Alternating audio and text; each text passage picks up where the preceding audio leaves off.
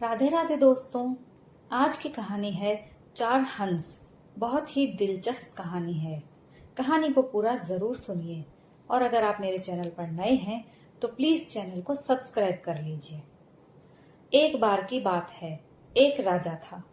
वो बहुत निर्दयी था। वो लोगों को बहुत सताता था। लोग उससे बहुत दुखी थे। उसके मन में जो आता वो करता था। अपने वहम और मन मर्जी से उसने कई घर उजाड़ दिए थे। अगर उसे वहम हो जाता कि ये आदमी ठीक नहीं है, वो या तो उसके हाथ पांव कटवा देता या उसे सूली पर चढ़ा देता। उसने इस प्रकार वहम में पड़कर किसी को फांसी पर लटका दिया, किसी को सूली पर चढ़ा दिया, किसी के हाथ पांव कटवा दिए, किसी को उम्र कैद की सजा दे दी, किसी को देश निकाला दे दिया और किसी किसी का तो सारा परिवार ही कोल्हू में पिलवा दिया। सारी प्रजा उससे डरी सहमी रहती थी। परमात्मा की इच्छा। एक दिन राजा सुबह सुबह उठा और अपने बगीचे में टहलने के लिए चला गया। बगीचा महल के पास ही था। उसने देखा पश्चिम की ओर से चार हंस आए और आकर उसके महल के ऊपर बैठ गए। राजा का मन हुआ कि इन्हें करीब से देखा जाए। वो महल के करीब आ खड़ा हुआ और उन हंसों को देखने लगा। इतने में राजा क्या देखता है कि उन हंसों में से एक आदमी की आवाज में बोला, यहाँ पर है परंतु वहां पर नहीं। दूसरा कहने लगा, वहां पर है परंतु यहाँ नहीं। तीसरा बोला, यहाँ भी नहीं और वहां भी नहीं। और अंत में फिर चौथा बोला, यहाँ भी है और वहां भी है। राजा उनकी बातें सुनकर बहुत परेशान हो गया। इतनी बातें करके हंस भी उड़ गए। राजा अपने महल में आया परंतु उसे चैन नहीं आ रहा था। उसे हंसों की बातें परेशान कर रही थी। उसने तुरंत अपने वजीर को बुलावा भेजा। वजीर दौड़ता हुआ आया और आते ही कहने लगा, बताइए महाराज, मेरे लिए क्या आदेश है। राजा बहुत परेशान था। उसने वजीर को सारी बात बताई कि किस प्रकार चार हंस महल पर आकर बैठे और उन्होंने ये बातें कही और उड़ गए। मुझे समझाओ, इन बातों का क्या अर्थ हुआ। अब वजीर भी दुविधा में पड़ गया। उसे भी कुछ समझ नहीं आ रहा था। वो राजा को क्या बताए। वजीर कुछ देर सोच विचार करता रहा और फिर अंत में बोला, महाराज, इसके अर्थ का पता तो पंडित जी से ही लग सकता है। वो अपनी विद्या के बल से इन बातों का भाव बता सकते हैं। मैं आज ही पंडितों को बुलाकर आपके सामने उपस्थित करता हूँ। ये कहकर वजीर ने अपनी जान बचाई। राज दरबार सज गया। पंडित को बुलाया गया। वजीर ने सारे दरबार में उस सारी घटना को विस्तार के साथ बताया जो राजा के साथ घटित हुई थी। पंडित जी को कहा गया कि वो अपनी विद्या से देखकर बताएं कि इन बातों का क्या भाव है। सारा कुछ स्पष्ट रूप से बताएं कि क्या ये अच्छे संकेत हैं या फिर बुरे।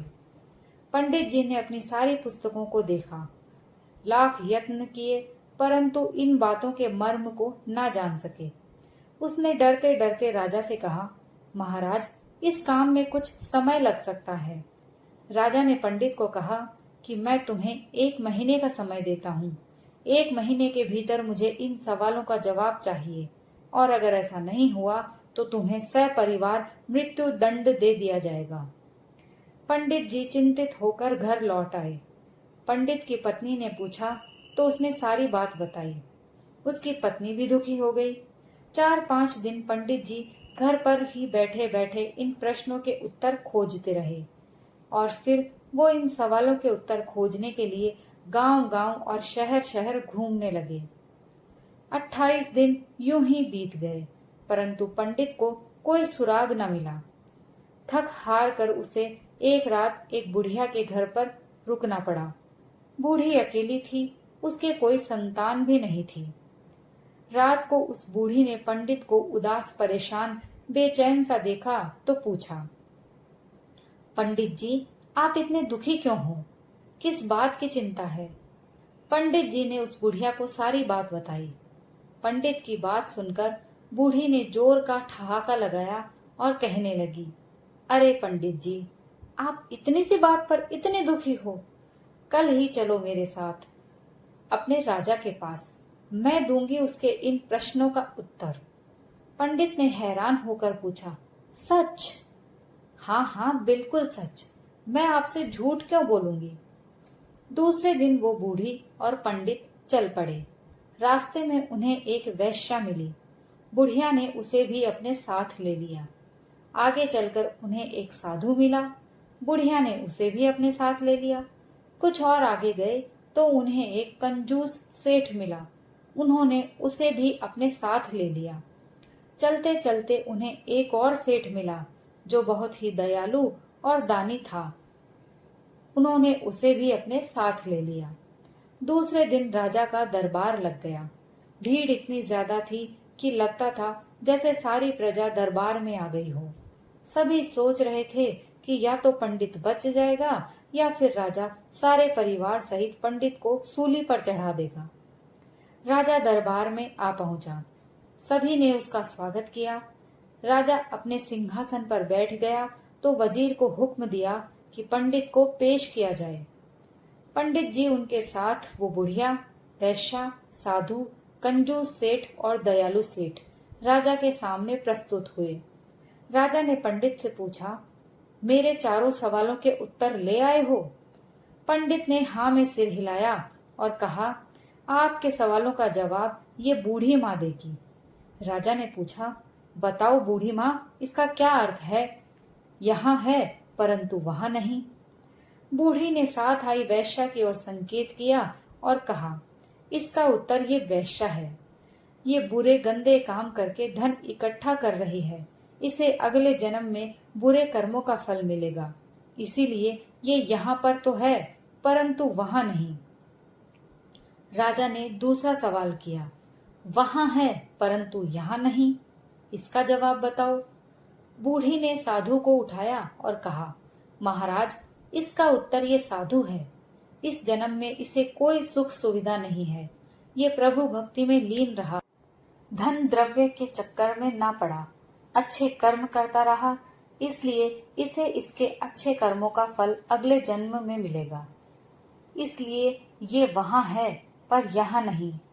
राजा ने तीसरा प्रश्न किया, अच्छा तो अब ये बताओ, यहाँ भी नहीं और वहां भी नहीं।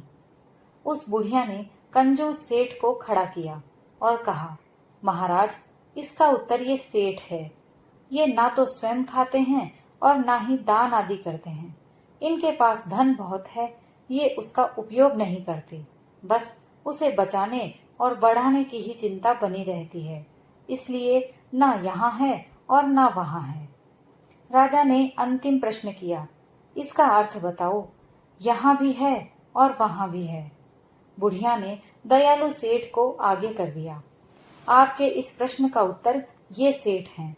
ये खुले दिल से खाता है और खुले दिल से दीन दुखियों में धन बांटता है, उनकी सेवा करता है, दयालु है, धर्म परायण है, दान पुण्य आदि कर्म करता है। इसलिए ये यहाँ भी है और वहां भी है। राजा की आंखें खुल गई। उसने भी निर्दयता त्याग कर दयालुता को अपनाया। वो बहुत दयालु, दान पुण्य के कर्म करने वाला, धर्म कर्म करने वाला बन गया। दीन दुखियों की सेवा करने लगा।